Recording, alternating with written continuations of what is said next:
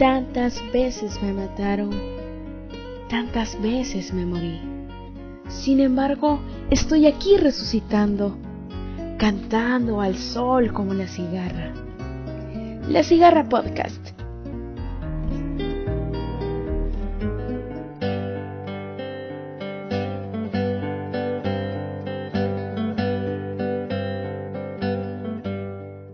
El 11 de marzo de 2020, la Organización Mundial de la Salud declaró pandemia por la COVID-19. Brotes del virus que a mediados de diciembre habían aparecido en la ciudad de Wuhan, China, ahora se extendían por todo el mundo.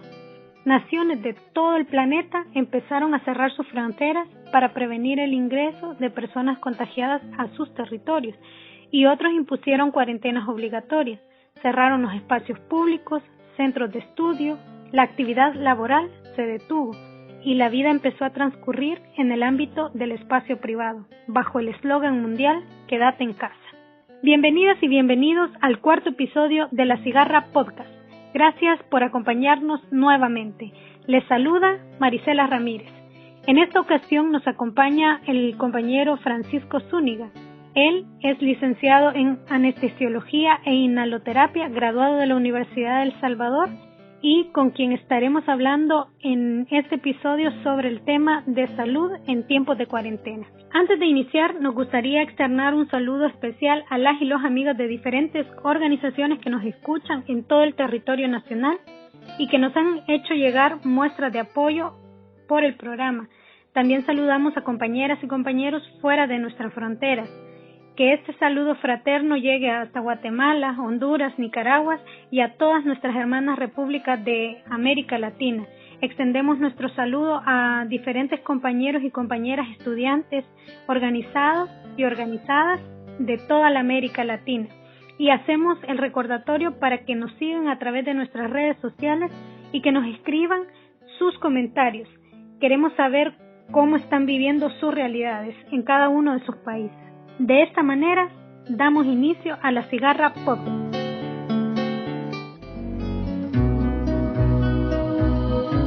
Estás escuchando La Cigarra Podcast.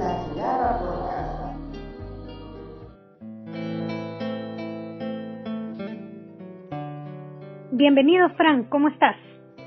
Muchas gracias, Marisela. Un saludo a los compañeros y compañeras de las diferentes organizaciones que nos saludan. Y pues aquí interesado en intercambiar conocimiento y opiniones sobre esta enfermedad. Qué bueno, mira, desde el inicio de esta pandemia hemos visto que se ha creado una paranoia colectiva y que esto ha llevado a mucha gente a acaparar productos en los supermercados como alcohol gel, papel higiénico o prepararse casi como para un apocalipsis, una cuestión increíble.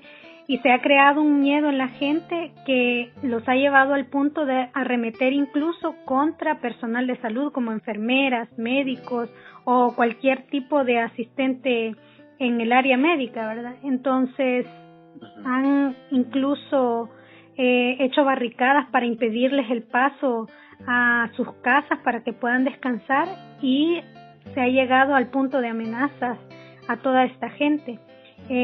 Diferentes personas han tomado medidas en sus colonias como lavar con lejía y detergente los pasajes y a crear cercos sanitarios impidiendo el ingreso de vendedores ambulantes, entre un montón de cosas más.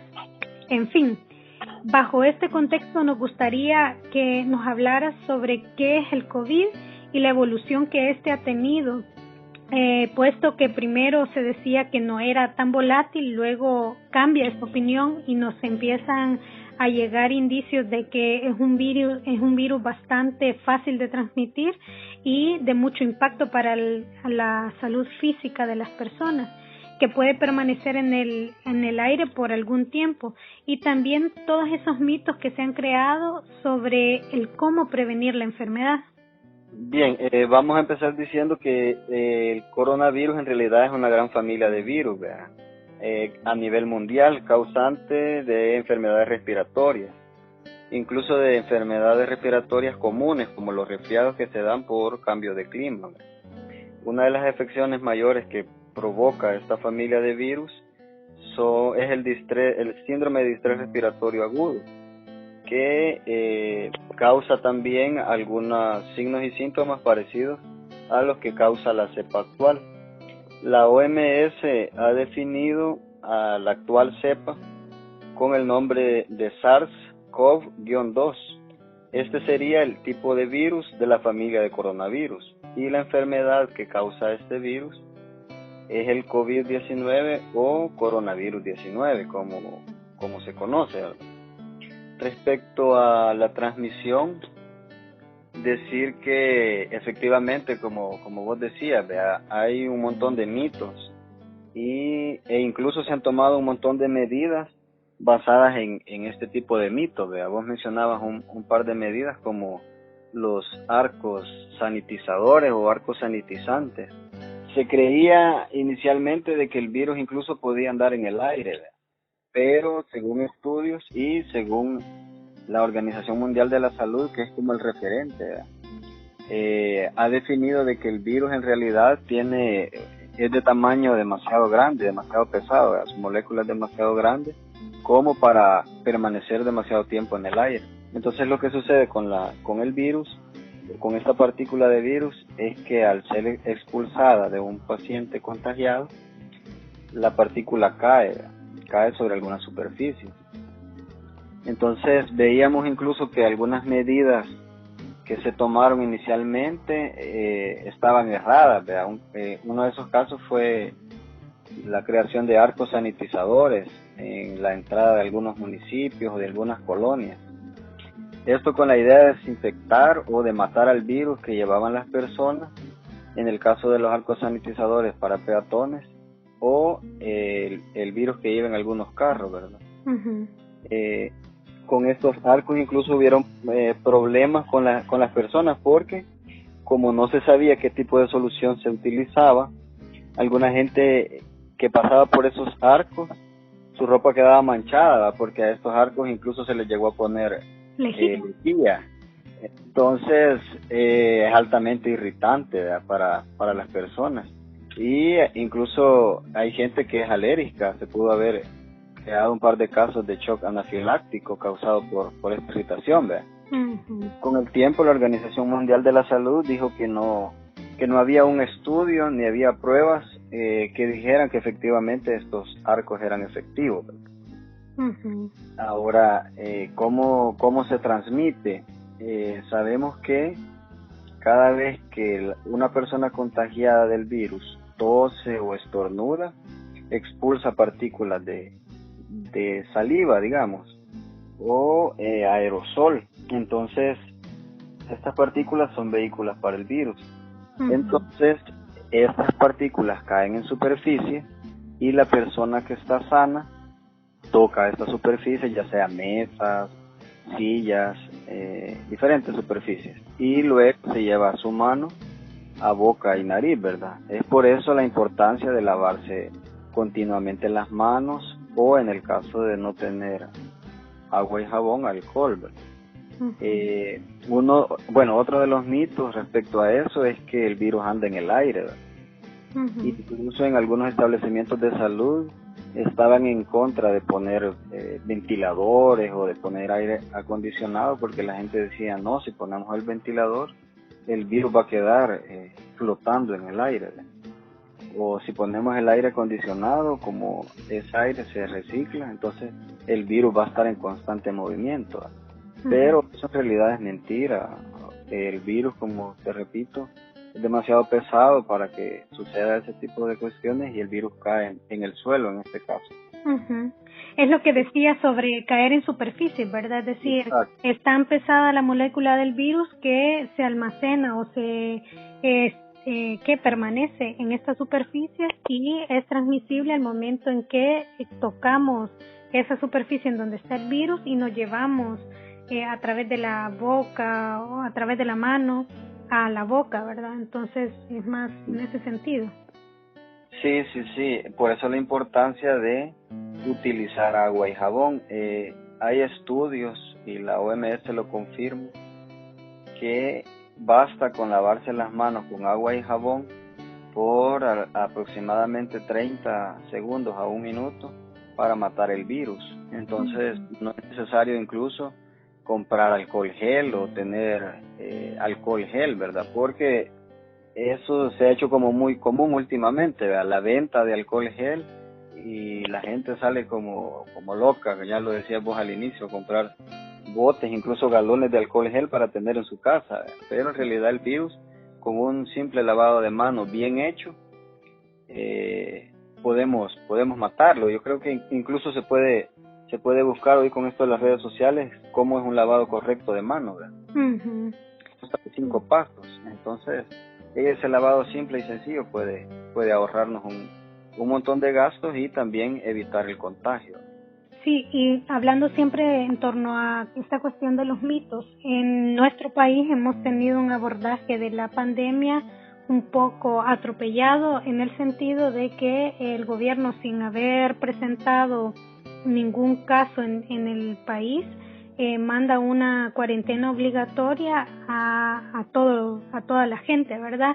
Eso ya estuvimos hablando un poco en podcasts anteriores sobre la restricción de los derechos fundamentales de la gente y un ejercicio muy autoritario por parte del gobierno para ahorillar a las personas a permanecer de manera permanente en su casa, ¿verdad?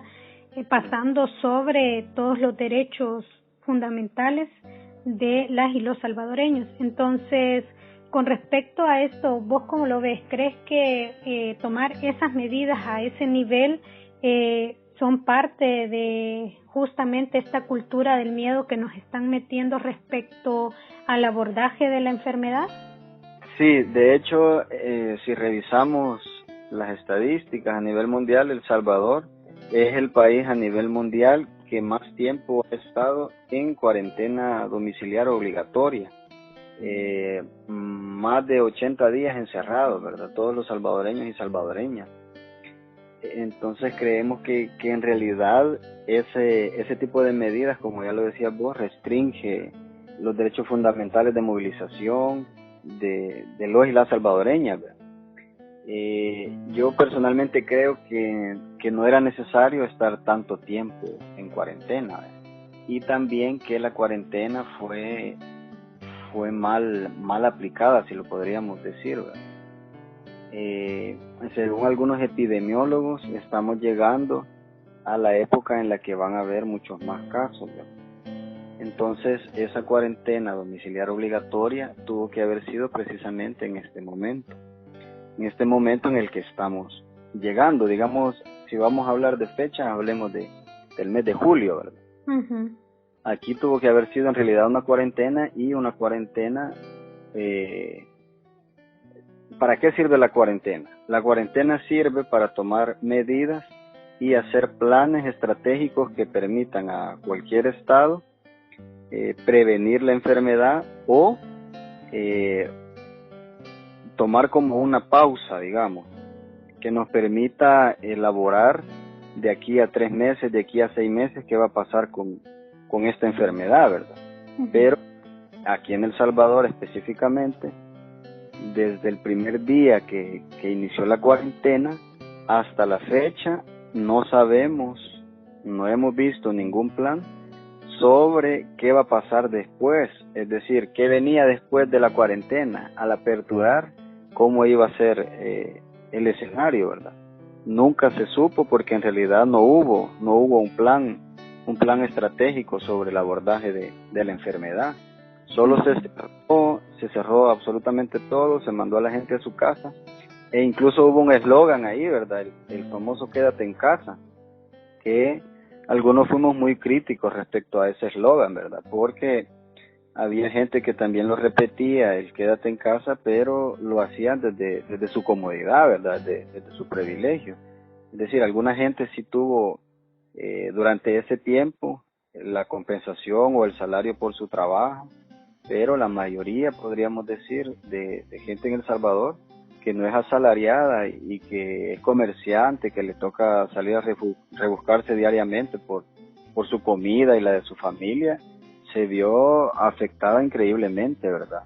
Al punto de que hemos visto en fotos, en videos, en reportajes, colonias, casas familias enteras con bandera blanca, ¿verdad? Incluso a la orilla de carreteras, banderas blancas en símbolo de que ya no tienen alimentación, ¿verdad? Que lo básico se les ha terminado y que no ha habido una respuesta por parte del gobierno a este tipo de necesidades, ¿verdad? Estás escuchando La Cigarra Podcast.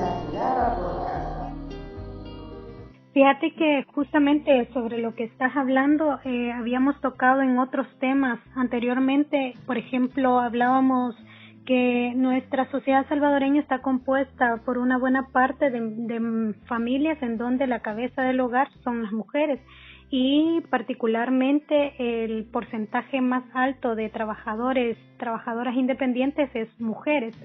Entonces justamente ese debate entre quedarse en casa para sobrevivir a la pandemia o salir a la calle a buscar el pan, aunque exponerse al virus sea un riesgo muy alto. Entonces justamente hablando de eso y regresando al tema de esto de que si el confinamiento era adecuado o si era parte también de un mito, hemos escuchado experiencias de otros países en Europa, por ejemplo, en donde epidemiólogos expertos de la salud han dicho que el confinamiento prolongado de las personas a un ambiente o a un medio específico puede llegar a debilitar justamente las defensas para combatir no solo el coronavirus como tal, ¿verdad?, sino exponer o combatir cualquier otra enfermedad que esté en el ambiente, sobre todo en este periodo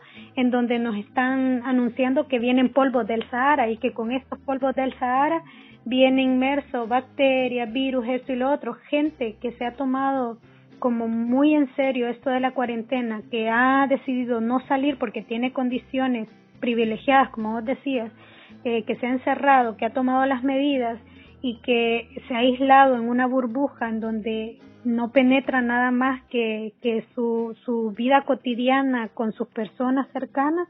Al momento de salir a la calle nuevamente, seguramente esta persona va a tener unas defensas muy bajas que no le va a permitir combatir cualquier virus, bacteria u hongo común, y mucho menos una enfermedad que está impactando tanto como es el coronavirus.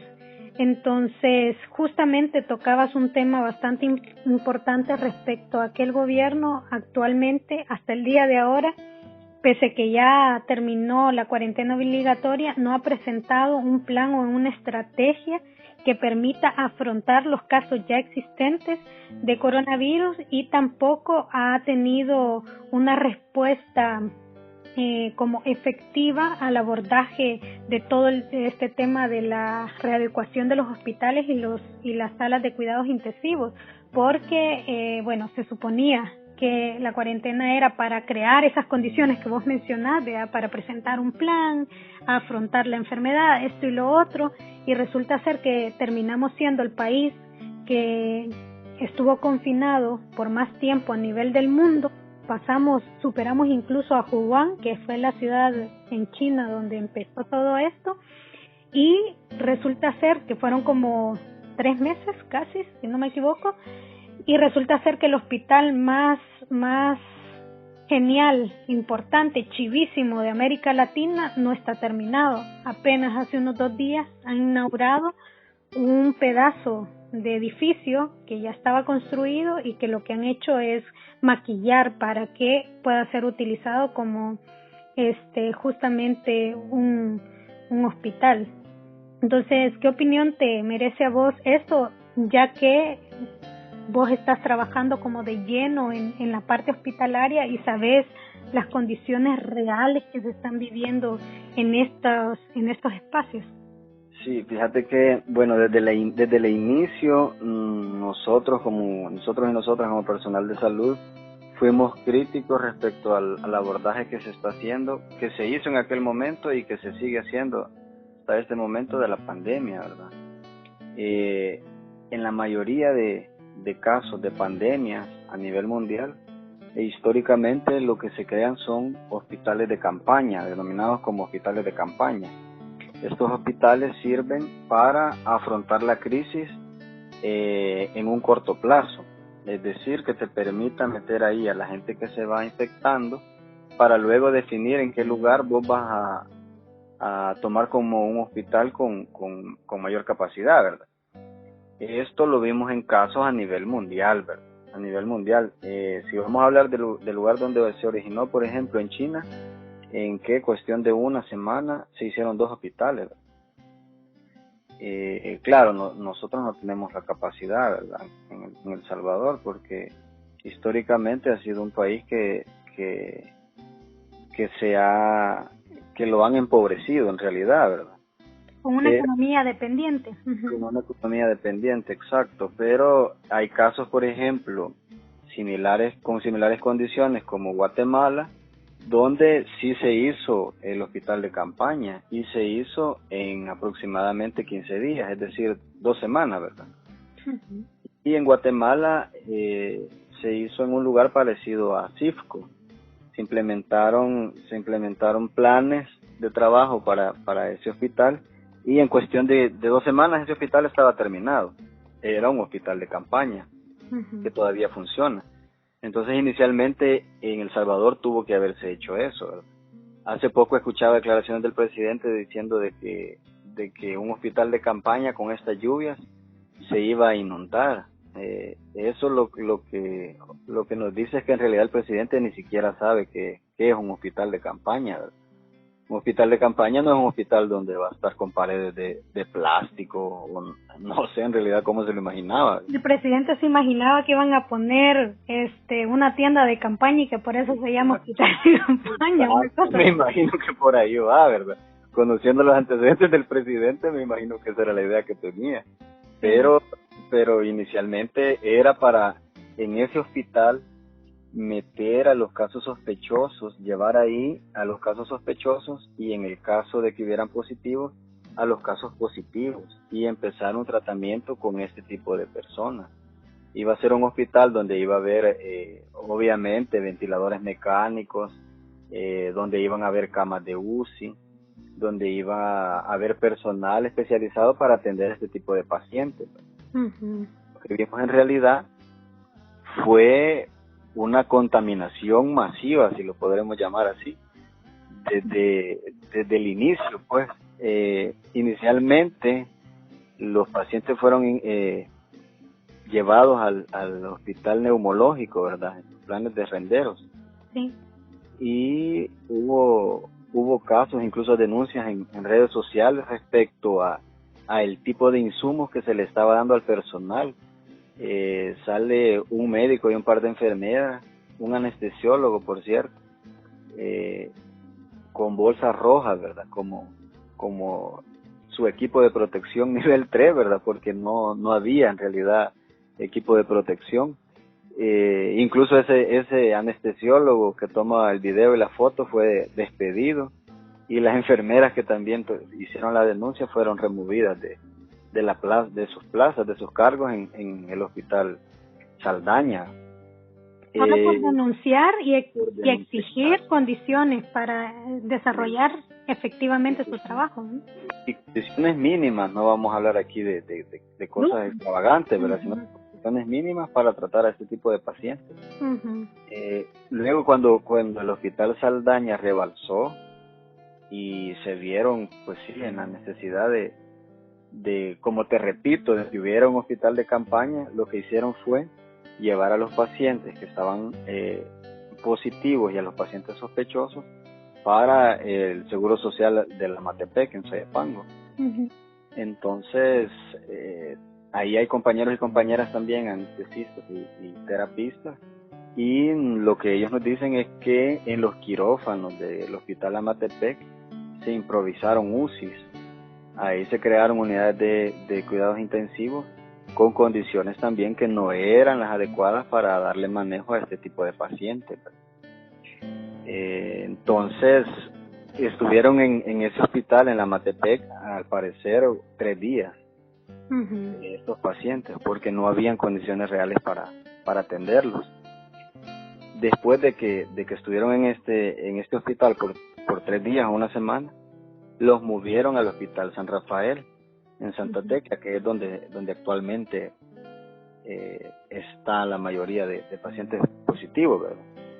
Pero vemos una reacción del ministro de Salud y del presidente equivocada respecto a cómo tratar a este tipo de pacientes en una pandemia, ¿verdad?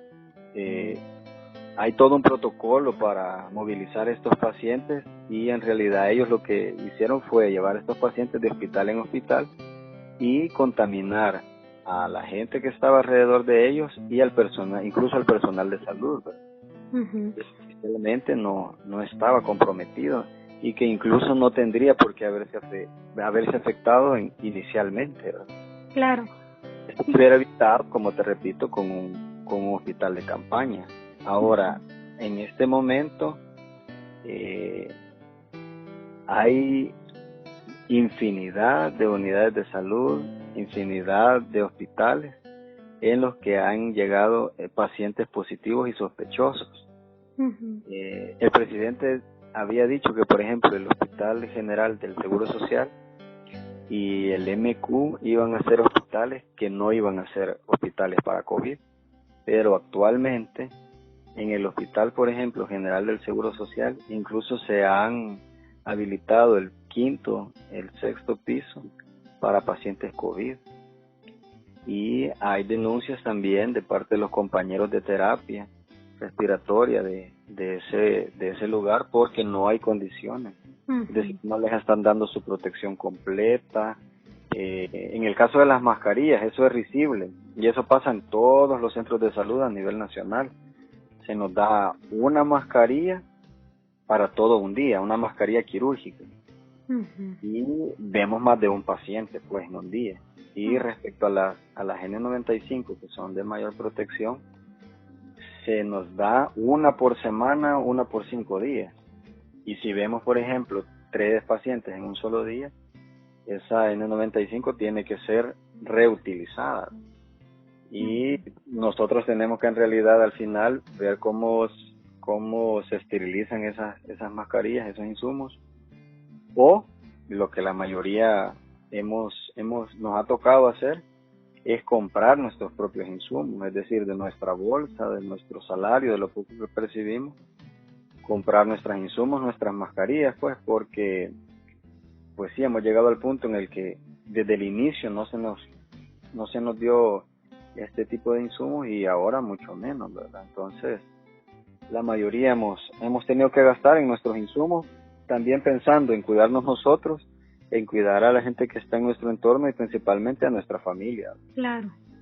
Sí, mira, y justamente ahorita haciendo como la conexión de lo que hablábamos de estos hospitales de campaña, que el objetivo principal era recibir a los sospechosos, a pacientes sospechosos con COVID y a gente ya confirmada para evitar justamente un foco de infección en el entorno, es decir, que no llegara a otros pacientes con otras condiciones médicas que no tenían que ver con el COVID, que eso fue lo que hizo el gobierno al meter a esta gente positiva en hospitales, que se propagara el virus no solo a través de los y las pacientes, sino a través del personal médico, inhibiéndoles de material necesario para la protección. Y haciendo memoria, nosotras hablábamos con Daniel hace algunos programas, Daniel Grande, y él nos comentaba, él estuvo más de 50 días en un centro de cuarentena, que le parecía extraño que alguna gente haya salido positiva al virus, porque la mayoría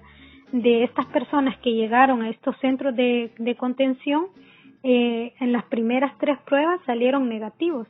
Entonces, a la 4ª prueba resulta ser que ya empieza a salir casos positivos, y si era de esa manera, quiere decir que no era la gente que estaba ingresando al centro de cuarentena la que estaba, o era quienes estaban contagiando, sino porque también se conoció de que el mismo personal médico que atendía pacientes positivos en hospitales era quienes iban a los centros de cuarentena a realizar las pruebas a las personas que habían sido detenidas ilegalmente. Entonces funcionaban como vector, transportando el virus desde los hospitales en donde permanecía la gente contagiada hacia los centros de cuarentena.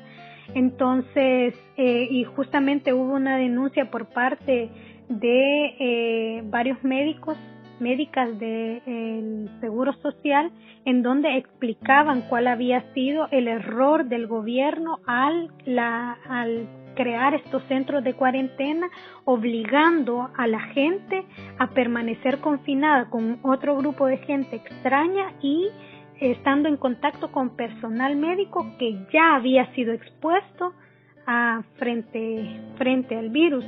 Entonces ahí es donde se denota como esa falta de plan estratégico del gobierno para poder abordar esta situación.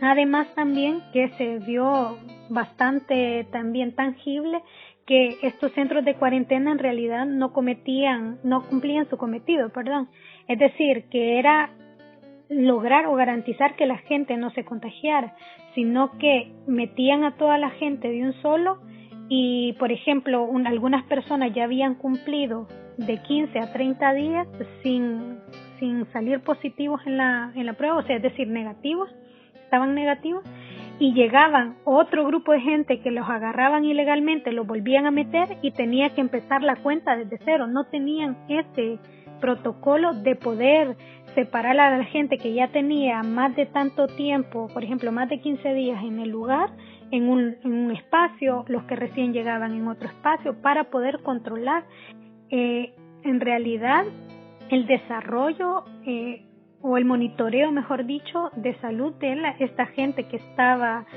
siendo llevada a los centros de cuarentena. Y es ahí donde sale la duda, ¿realmente lo que quería el gobierno era prevenir que se esparciera la enfermedad, o cuál era el objetivo de llevar prácticamente presa a la gente por salir a la calle? ¿Verdad? Que ya mencionábamos algunas razones. Daniel nos contaba el caso que tanto él como otra gente que estuvo con él en el centro de contención fue detenida, incluso teniendo permisos para andar en la calle, gente que regresaba del trabajo, gente que andaba en la tienda comprando comida, gente que, etcétera.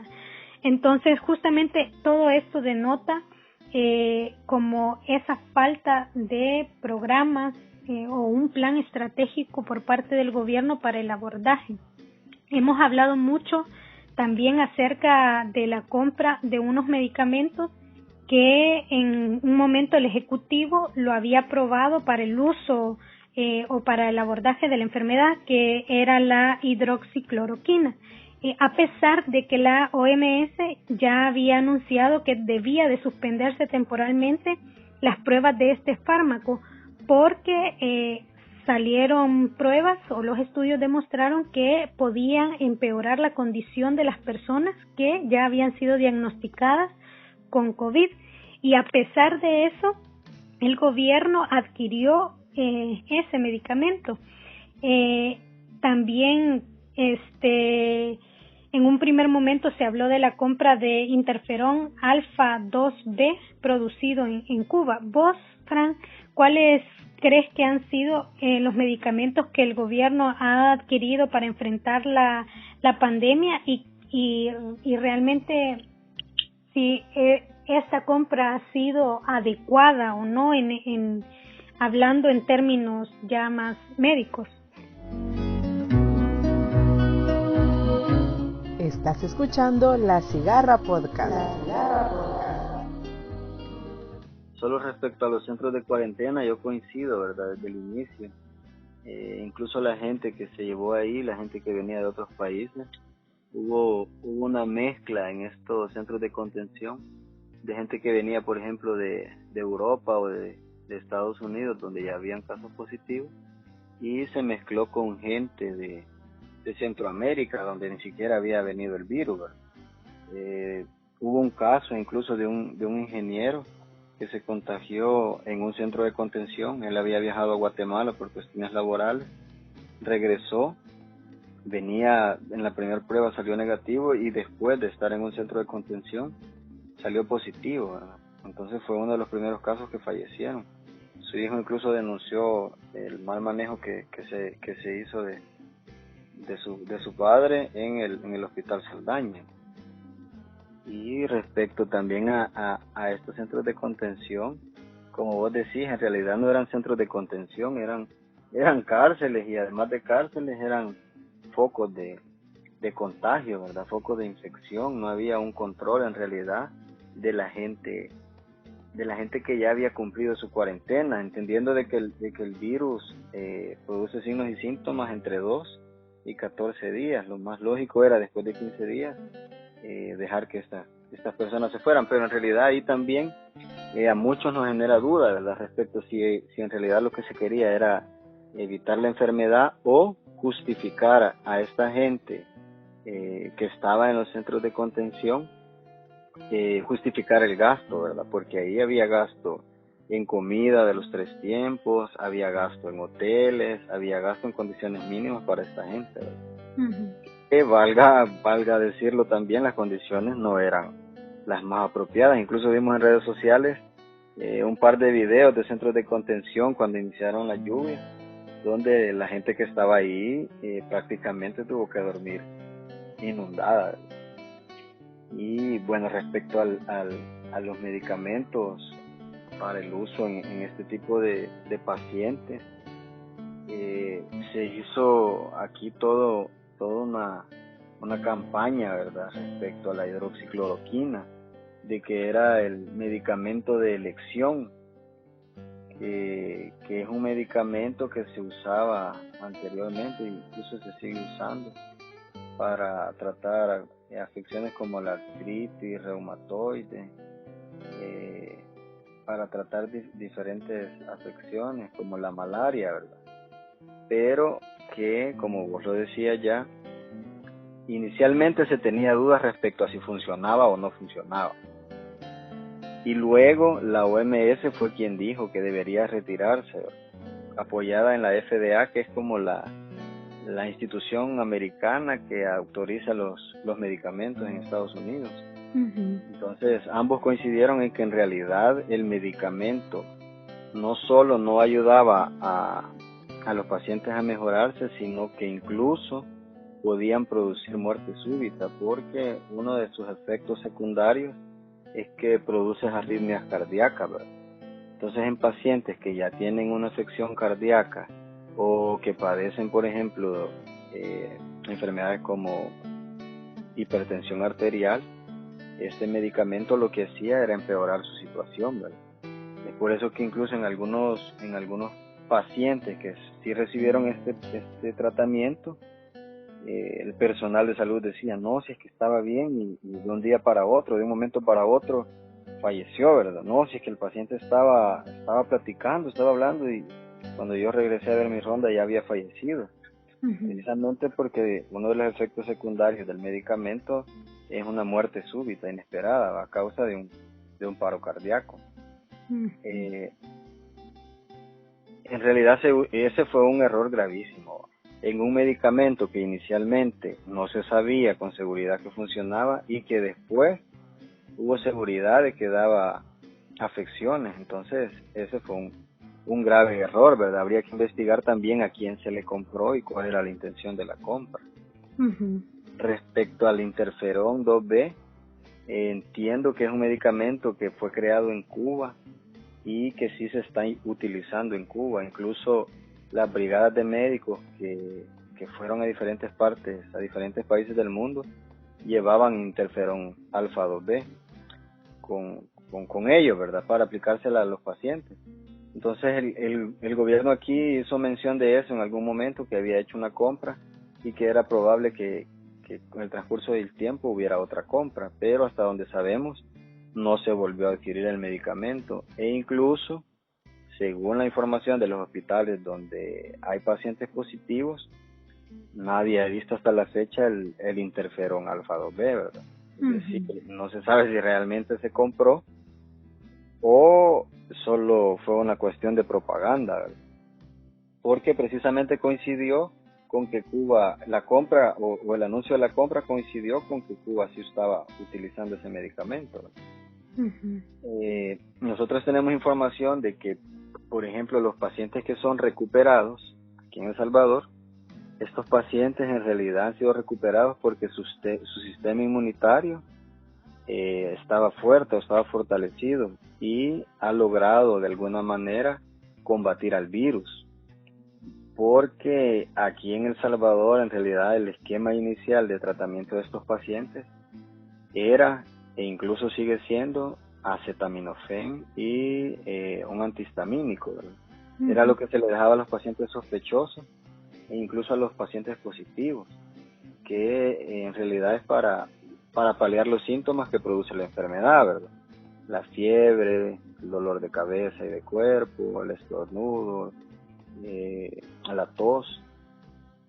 Pero un medicamento que nosotros digamos que es específico para el tratamiento, así como el interferón, no se está utilizando en los hospitales, ¿verdad? Lo que sí tenemos conocimiento es que, por ejemplo, en los pacientes que están ingresados, se están utilizando algún tipo de antibióticos como acitromicina y otro tipo de medicamentos que inicialmente en El Salvador no eran controlados, pero que a partir de la pandemia sí se han vuelto controlados. Y medicamentos también antiinflamatorios como el ibuprofeno. Últimamente también ha salido un estudio sobre la dexametasona, pero dentro de los protocolos del Ministerio de Salud todavía no está incluida. Entonces podríamos decir que en realidad el Ministerio lo que está haciendo es paliando las enfermedades, los síntomas que produce la enfermedad, y con los pacientes que ya están a nivel crítico, suministrar oxígeno y ventilar pacientes, es decir, poner respiradores mecánicos en algunos casos, porque incluso en hospitales donde ya hay pacientes críticos, lastimosamente literalmente han dejado morir a estos pacientes. Han dejado morir a estos pacientes porque no hay ventiladores mecánicos, han dejado morir a estos pacientes porque no hay oxígeno, han dejado morir a estos pacientes porque incluso algunos médicos están renuentes respecto a atender a este tipo de pacientes por el miedo que existe a enfermarse y a morir de esta enfermedad, ¿verdad? Hay casos de hospitales específicos donde no hay ventiladores, pues, no hay ventiladores. Lo que se trató de hacer en estos hospitales, en el caso de hospitales periféricos, vamos a mencionar, por ejemplo, el caso de Cojutepeque. En el hospital de Cojutepeque lo que se hizo fue una especie de maquillaje del hospital, ¿verdad? Se mandó a pintar, se pusieron reflectores, y todo aparentemente bonito, ¿verdad? Para que la gente también tenga una idea respecto a esa nueva instalación, ¿verdad? ¿Quién ha creado esa instalación y quién la ha dejado de esa manera en la que se encuentra actualmente? De hecho, si vos pasás de noche en las afueras del hospital, o sea, algo te impresiona, va, y decís, uy, qué chivo se ve. Pero gastaron en ese recurso, en ese tipo de maquillaje, y no hay, por ejemplo, pues sí, un ventilador que sea apropiado para este tipo de pacientes, que te permita utilizar modos que sabes que van a ayudar al paciente a su recuperación, ¿verdad? Y lo mismo sucede en la mayoría de hospitales nacionales y estatales, ¿verdad? El presidente anunciaba en la cadena que hizo en Cisco la donación de ventiladores, y la adquisición de ventiladores, y fue una donación en realidad del gobierno de Estados Unidos, ¿verdad? Y estos ventiladores incluso los enfocan en la conferencia de prensa que dio el presidente. Estos ventiladores son ventiladores para transporte de pacientes, no son ventiladores que sean utilizados en pacientes críticos COVID. Es decir, estos ventiladores no te permiten no vas a sacar adelante a un paciente COVID con este tipo de ventiladores. Lo único que puedes hacer, o para lo que están hechos, es para trasladar pacientes de un hospital a otro. Como dijo una vez una vendedora, engañada Nayik. Engañada Nayik, sí, en realidad no no es como él lo menciona, pues en realidad los ventiladores no han sido así. Lo mismo ha pasado con CIFCO. De hecho, yo estuve en CIFCO cuando he estado unas 3 veces quizás en CIFCO. Y hace poco estuve ahí también, y la conferencia de prensa en realidad no muestra lo que es CIFCO, es decir, el parqueo inundado que está a la par de Casa Presidencial sigue así, sigue inundado y sigue sin avance, ¿verdad? Las imágenes que él muestra en la conferencia de prensa es del pabellón centroamericano. Una parte del pabellón centroamericano es la que han remodelado, no es que lo han construido, han remodelado el pabellón centroamericano de CIFCO. Lo demás de CIFCO también, que es el parqueo, donde ponían las ruedas y eso en la época de consumo, eso también sigue sin avance. Ahí se empezaron a hacer las bases, pero ahí no hay nada más que las bases, ¿verdad? Igual con el personal de salud, no hay contratación de personal de salud. El personal de salud que se supone va a trabajar ahí, incluso es el personal que ya está asignado a otros hospitales, ¿verdad? Igual que los insumos. Tenemos conocimiento de que camas, monitores y demás insumos fueron trasladados de Sonsonate, del hospital de Sonsonate y de otros hospitales de la red pública y del Seguro Social, ¿verdad? Incluso el Seguro Social, en la página de transparencia del Seguro Social encontramos un documento donde dice que ese mobiliario es prestado y que en realidad le pertenece al Seguro Social, ¿verdad? Entonces, la pregunta que surge es, ¿y todo el dinero que se le aprobó desde la Asamblea Legislativa y todo el dinero que se le ha donado, a dónde está? Porque si en realidad ese mobiliario es del Seguro Social y si los ventiladores de transporte son una donación del gobierno de Estados Unidos, ¿qué se hizo ese dinero? En el cielo falso y en el piso de cerámica se le fueron $100 millones, dice. Es imposible, ¿verdad? Es imposible. O sea, a nosotros, por ejemplo, que vivimos el día a día como trabajadores y trabajadoras de la salud, nos indigna ese tipo de actitudes y estamos claros, pues, que no se puede gastar esa cantidad de dinero exactamente en lo que vos decís, en cerámica y en cielo falso, porque incluso el centro de monitoreo que aparece en las imágenes, en el video, ya estaba, y ese centro de monitoreo se utilizaba para el conteo de las elecciones del Tribunal Supremo Electoral. La planta que mantiene la energía de CIFCO, esa está desde hace años. El aire acondicionado que tiene CIFCO también existe desde hace años. Es decir, ni siquiera en la planta y ni siquiera en el aire acondicionado se ha gastado absolutamente nada. De hecho, el CIFCO le cayó como anillo al dedo al señor presidente para justificar este dinero, ¿verdad? Que en realidad no sabemos, o bueno, tenemos sospecha de dónde pudo haber llegado. Ya hay casos sonados, ¿verdad? Como el de Coqui Aguilar, que hubo ahí una maniobra sucia para vender el mismo Coqui que pertenecía a FONAES. Sí. Vendió caretas protectoras al gobierno. Y esto con la aprobación del ministro de Salud, por supuesto. Y autorizado por el presidente, porque se supone que el ministro no puede dar la orden de compra si no está aprobado por el Ejecutivo antes. Justamente eso, Fran, hablando de este tema, has evidenciado muy claramente que al final todo la inversión que supuestamente se ha pregonado desde el Ejecutivo que se ha hecho en materia de salud no concuerda con las realidades en los diferentes hospitales a partir de la falta de insumos para la protección del personal médico y también pues estas pinturas o decimos nosotros, este maquillaje, esta cosmetiquería, ¿verdad? Es decir, pintar para hacer creer que hay un cambio profundo, cuando en realidad en lo esencial, que son el equipo, que son el material médico, que son los insumos de protección, no están presentes, porque hay denuncias constantes respecto a eso.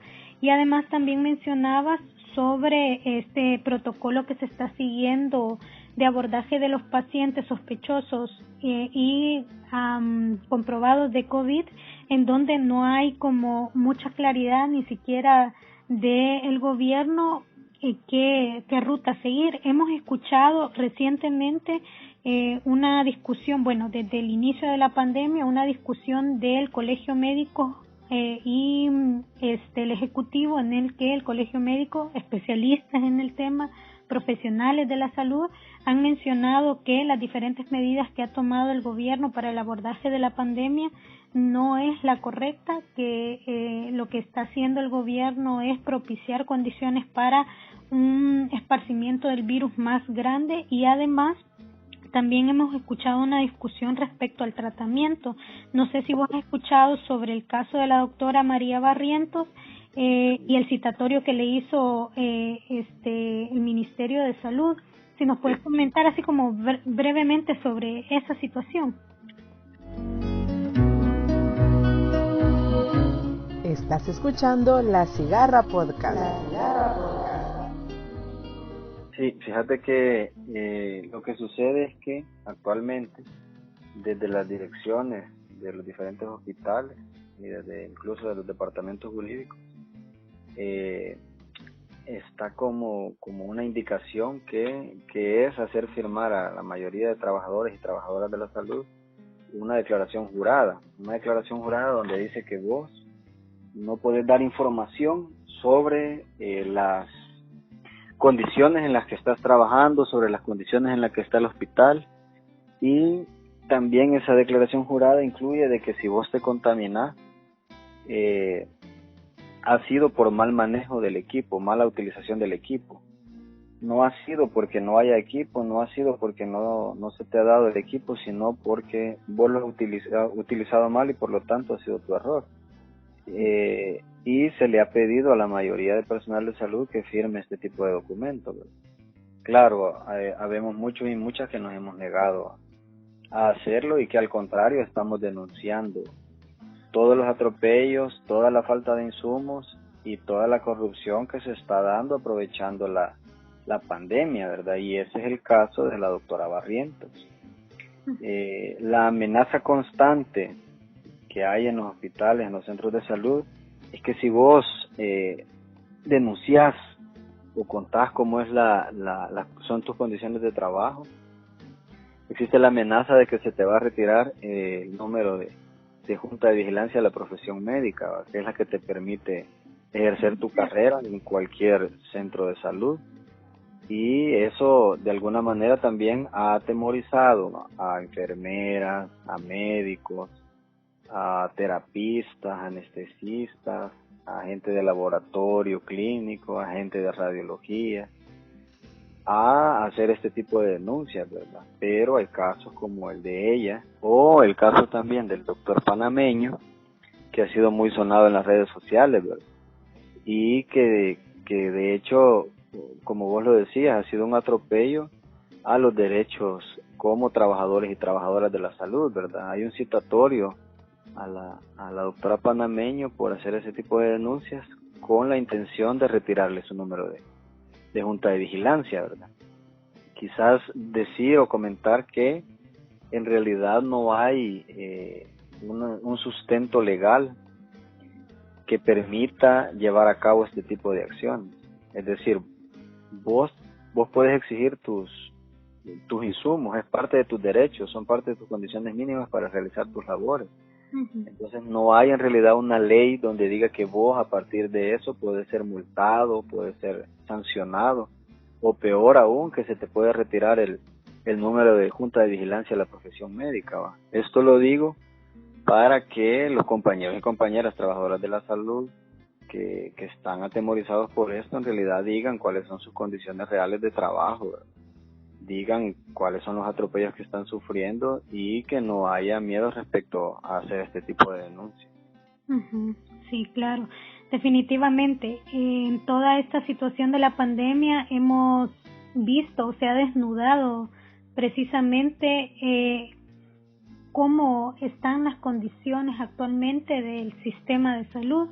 Y aparte de eso, hay una alerta grande, roja, que nos grita la necesidad de apostarle a construir justamente un sistema o reedificar un sistema de salud que tenga las condiciones y esté capacitado con tecnología y con un mejor servicio a la población para el abordaje de una pandemia de este nivel. Y justamente respecto a esto, el 4 de junio, a través de una cadena nacional, se mostraron remodelaciones de esto que estábamos hablando, del Hospital Rosales, por ejemplo, o el maquillaje que han hecho con otros hospitales que, según el actual gobierno, estaban en pésimas condiciones, que los gobiernos de años anteriores habían dejado en el sistema en salud como en las últimas, es decir, dando ya la patada, como decimos a buen salvadoreña. Sin embargo, este discurso del Ejecutivo no concuerda mucho con la realidad en la práctica, es decir, ellos se tildan o se ponen la capucha de que son quienes han o están rescatando el sistema de salud en el país. Sin embargo, cuando vemos la aprobación del presupuesto 2020, logramos evidenciar que se redujo sustancialmente el presupuesto en salud en justamente proyectos que van en la vía de garantizar mejores condiciones de salud para la población más necesitada. Y un ejemplo de eso son los ecofamiliares, que para quienes nos escuchan en otros países, los ecofamiliares eran equipos comunitarios de salud familiar y especializados, en donde habían diferentes profesionales de la salud que se trasladaban a diferentes espacios, sobre todo en el área rural, donde la población no tenía acceso inmediato, digamos, a cualquier centro de salud, y que esto beneficiaban sobre todo justamente a aquellos sectores que históricamente estuvieron olvidados por muchísimos años. Otro ejemplo también de esta discrepancia entre lo que se dice y lo que se ha hecho es la suspensión de Operación Milagro, que también, para quienes no saben, Operación Milagro era todo un equipo de profesionales oftalmológicos quienes brindaban operaciones de manera gratuita a personas que tenían problemas con su visión, y estos profesionales sobre todo eran médicas cubanas. Hubo una denuncia muy fuerte respecto a la suspensión de este programa, hubo movilización de mucha gente y al parecer eso sacudió un poco al gobierno, y el presidente se pronunció diciendo que a partir de junio, es decir, junio ya se nos acabó, pero a partir de junio se iba a restablecer y se iba a incrementar el programa Misión Milagro, y hasta el día de ahora no hemos visto como que eso sea cierto. ¿Cómo han afectado todas estas inconsistencias o cómo ves vos todo este discurso, esta narrativa de ser que el gobierno se plantea como el salvador, pero en la práctica frente a una crisis de salud estamos tambaleando totalmente en esta situación, Fran? Estás escuchando La Cigarra Podcast.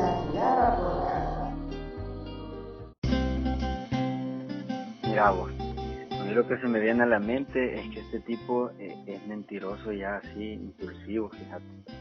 Como diría mi abuela, es chachalaco, el baboso, porque fíjate que por ejemplo, en el caso de los hospitales, ¿verdad?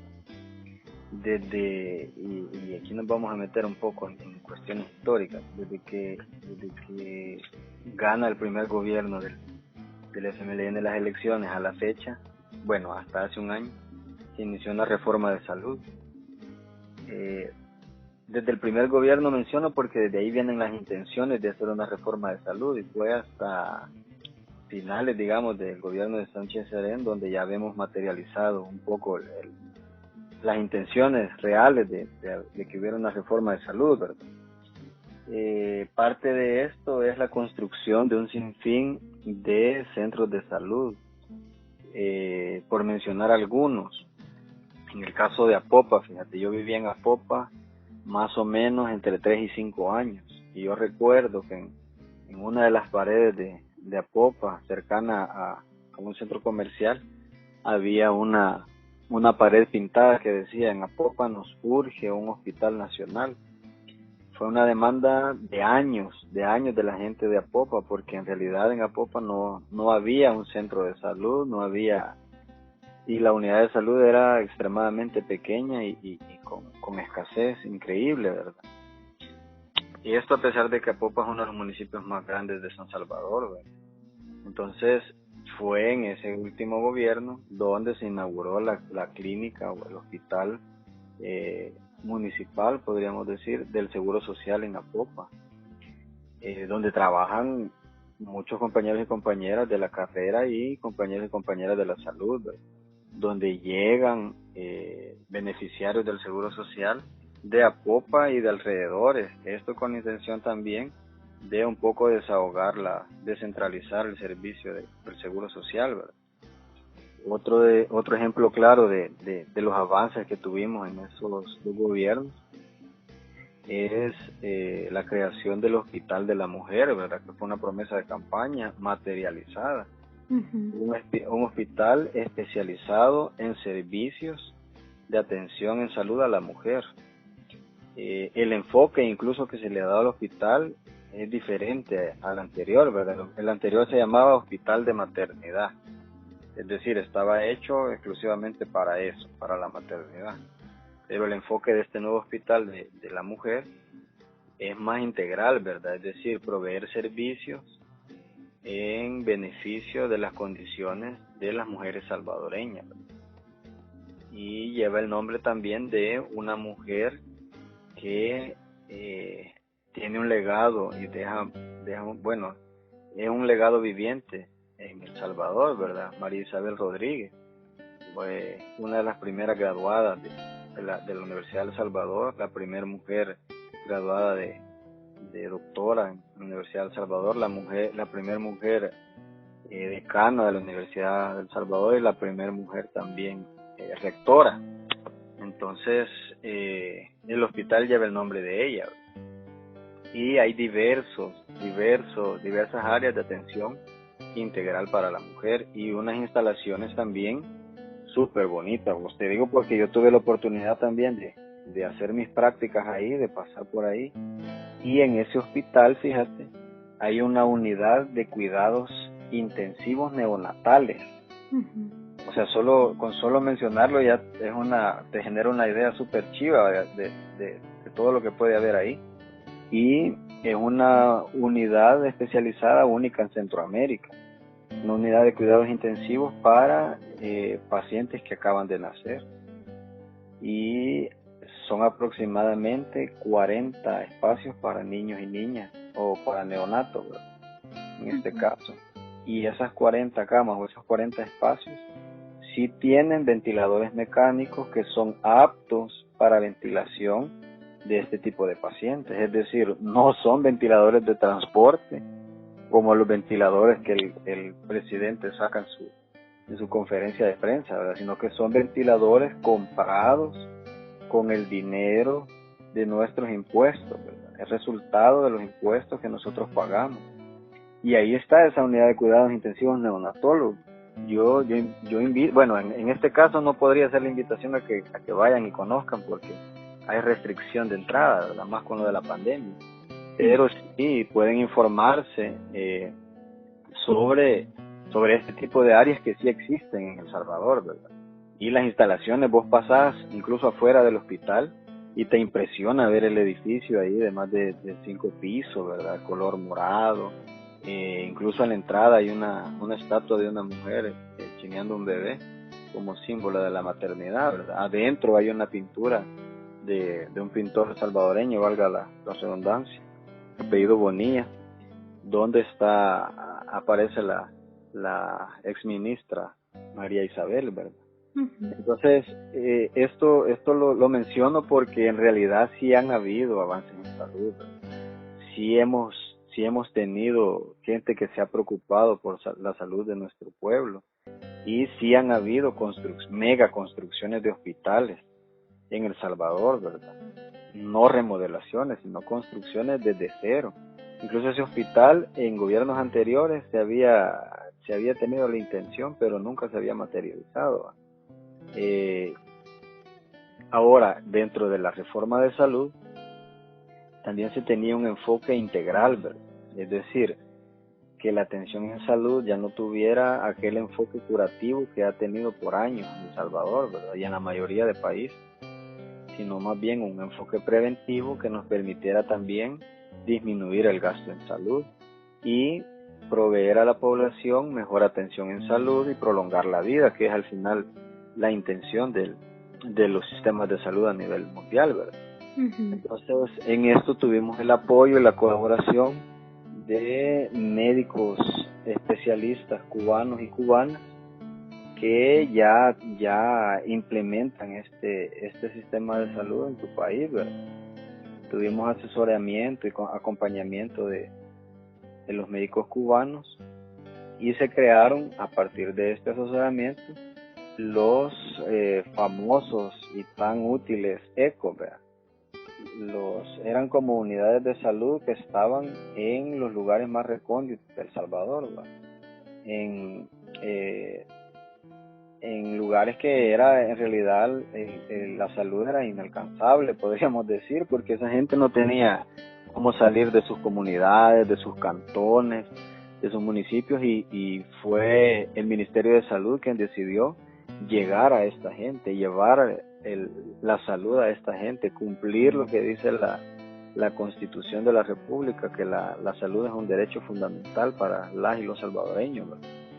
Y esto en realidad fue increíble cómo de un día para otro se desbarató, ¿verdad? Cuando entró el nuevo gobierno, empezó a desbaratar los programas de salud y los ecofamiliares fueron parte de esto que ya se había avanzado, de esto que ya se había impulsado, ¿verdad? De igual manera, las casas de espera materna, que fue una iniciativa de estos gobiernos, prácticamente han quedado en el olvido, ¿verdad? Pero respecto a los ecos y su importancia, es que dado que también fueron una iniciativa cubana inspirada en lo que ya se hace allá, en Cuba, por ejemplo, al día de hoy no ha habido, según lo que he leído, desde hace más o menos 3 semanas, no ha habido un solo fallecido por coronavirus, y al contrario, el número de gente que se ha recuperado es mucho mayor, y las infecciones han parado, los contagios han parado un montón. Y esto que tiene que ver con los ecos, tiene que ver porque la manera, el enfoque en el que se ha tratado la pandemia ha sido eso: prevenir que la gente que está contagiada contamine a la gente que no está contagiada, o contagie, a la gente que no tiene el virus. Entonces, los ecofamiliares acá en El Salvador hubieran servido precisamente para eso, para salir y buscar en la comunidad, salir y buscar en el cantón, salir y buscar en las colonias la gente que tenía signos y síntomas, y poder de esta manera dar un control, tener un control, estadísticamente llevar un control, y segundo, dar manejo apropiado a estos pacientes en sus casas, sin necesidad de que esta gente fuera a los centros de salud y en los centros de salud se contagiara. Uh-huh. Entonces, esa era la función de los ecos, y que hubiera sido ideal en esta pandemia. Sí, definitivamente lo que hablábamos anteriormente, como al final el discurso de presentarse como salvadores, este gobierno respecto al sistema de salud, cuando en la realidad el discurso no casa con la práctica misma, cuando vemos una reducción del presupuesto, cuando vemos eliminación de programas sustanciales en materia de salud, como ya hemos mencionado, los ecofamiliares y Operación Milagro, además de atribuirse también inauguraciones de hospitales que fueron gestiones del anterior gobierno, Por ejemplo, la construcción del Hospital Rosales, ese presupuesto para la construcción del nuevo Hospital Rosales fue algo que se dejó prácticamente listo para ejecutarse, y fue una gestión del gobierno anterior, al igual que la inauguración del hospital en San Miguel, y podemos seguir mencionando un montón de remodelaciones, instalaciones médicas que se hicieron en los últimos 10 años de gobierno, y que con este año, solo en un año, hemos visto una transformación tremenda respecto a el abordaje de la salud. Ya decías vos, hemos pasado de la construcción de un sistema de salud preventivo, y estamos dando ese giro profundo a la derecha, más en la parte de la construcción de un sistema en salud curativo. Bueno, creo que hemos abordado bastantes elementos muy importantes respecto a la salud en todo este periodo de la pandemia, y que era importante como detallar, sobre todo tener una perspectiva, una mirada de la gente que está, como dicen, en primera línea, que está en los hospitales, que conoce la realidad, que sabe cómo se están manejando las cosas, que no nos van a dar a tol con el dedo como lo está intentando hacer el Ejecutivo. Entonces, creo que ya para ir cerrando, Fran, ¿cómo ves vos? ¿Qué se espera de este gobierno en materia de salud en los años que le restan? Fíjate que yo lo que creo, y tomando en cuenta también lo que mencionaba, yo lo que creo es que es probable que lo que se busque es una precarización del sistema de salud en general, ¿verdad? El sistema nacional o gubernamental de salud. Esto con la intención de que la gente misma sea quien critique, quien se queje del sistema de salud, y que esto pueda servir como justificante para una posible privatización de la salud en El Salvador, ¿verdad? Ya tuvimos escenarios parecidos. Si vos te acordás, aquellas marchas blancas en las que médicos y personal de salud se involucraron para evitar la privatización de la salud.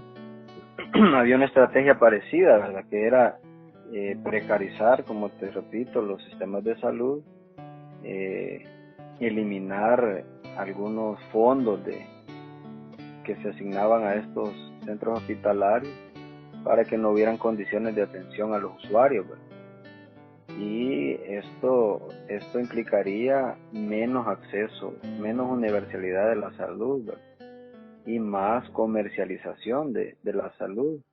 Y esto iría en contra incluso de la Constitución, porque la Constitución también menciona de que la salud es un derecho humano, un derecho que tenemos todas y todos los salvadoreños. Entonces, en realidad es para nosotros, que somos, por ejemplo, personal de salud, es preocupante la actual situación, ¿verdad? Ha venido también a evidenciar el descuido intencional que ha habido en un año de gestión del actual gobierno, de las condiciones, ¿verdad? Imagínate que en un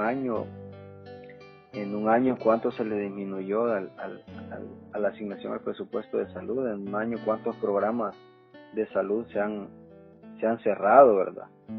Entonces, si en un año ha pasado todo esto, ¿qué podría pasar o qué podríamos esperar de aquí a 4 o 5 años, ¿verdad? El recorte que se le hizo de dinero al seguro social.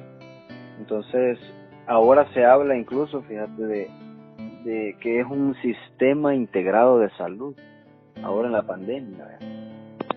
Entonces, esto de veras que nos genera dudas y nos hace pensar que la intención, más allá de garantizar mejores condiciones para la gente, para el acceso a salud, la intención es privatizar la salud en El Salvador, ¿verdad? Como se hizo en los gobiernos de arena, como se hizo en los gobiernos de derecha, ¿verdad? Entonces, ya lo decías vos, estamos dando en realidad un giro a la derecha que nos está demostrando, nos está dando la razón respecto a quienes están dirigiendo el gobierno y quienes están dirigiendo el Ministerio de Salud, ¿verdad? Uh-huh. Bueno, ahí lo que resta, Fran, es a partir de este panorama que se prevé, que es poco alentador en el sentido, no porque queramos promover nosotras y nosotros como justamente la desesperanza, sino porque estamos leyendo las acciones del gobierno que van enrumbadas a el deterioro de el sistema en salud, que van enrumbadas a poder precarizar esas condiciones que ya mencionabas, reconocidas en la Constitución de la República como derechos fundamentales de la población para un fin netamente mercantil, ¿verdad? Es decir, utilizar toda esta figura de un mal servicio en salud para justificar una privatización a futuro. Creo que nos resta como movimiento social, como movimiento popular, como justamente ese grupo de personas que nos identificamos con los sectores populares, que venimos de los sectores populares, a decir que en caso llega a concretarse pues esta estrategia, estar pendientes, salir a las calles, y van a haber otras marchas blancas para defender nuestro derecho humano al acceso a la salud para todos y todas sin ningún tipo de discriminación.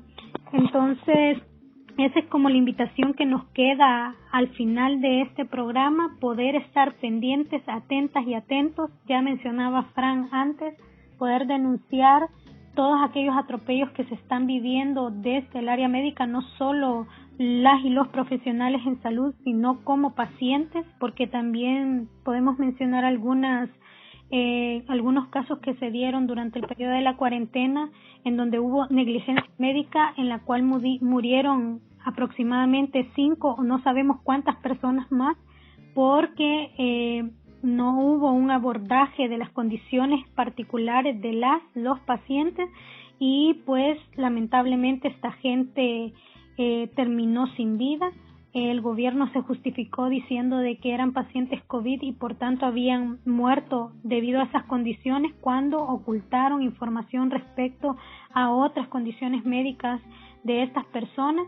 Y es necesario que todos estos casos salgan a la luz, que los denunciemos, que evidenciemos que están precarizando nuestro sistema, algo que costó sangre y sudor construirlo a lo largo de 10 años, porque fue una lucha que se impulsó no solo desde el gobierno que estaba en ese momento, sino desde los sectores sociales y populares que salimos a las calles a exigir justamente esas condiciones humanas en el abordaje de salud específicamente, pero en otras áreas sociales también. Entonces, no nos queda más que hacerles la invitación, organizarnos. Fran, al igual que muchos otros compañeros y compañeras, tiene experiencia organizativa y sabe que la forma de conquistar nuestros derechos es a través de la organización popular. Así que nada, gracias Fran por habernos acompañado en este programa, por habernos dado tu perspectiva, por habernos aclarado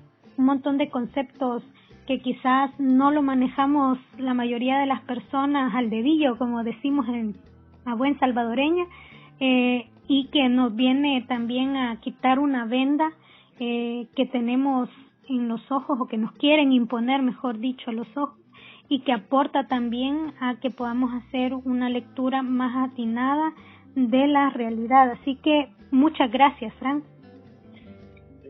Gracias a vos por la invitación, y sí, coincido con vos, ¿verdad? La manera en la que vamos a garantizar nuestros derechos, en este caso como trabajadores y trabajadoras de la salud, es organizándonos.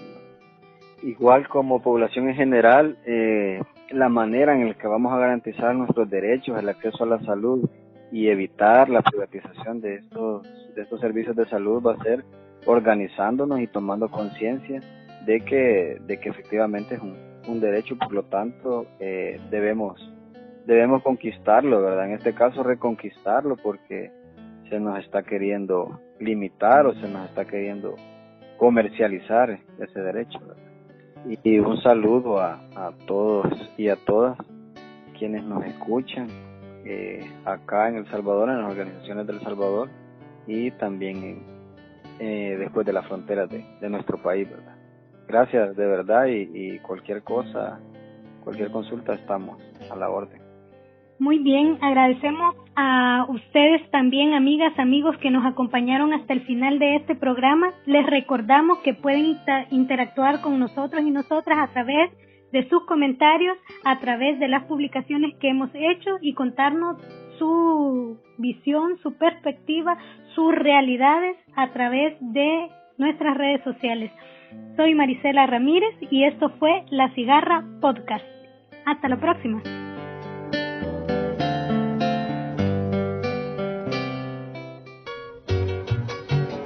Síguenos en Facebook, Instagram y YouTube como Fuerza Estudiantil Salvadoreña y en Twitter como @FES_estudiantil.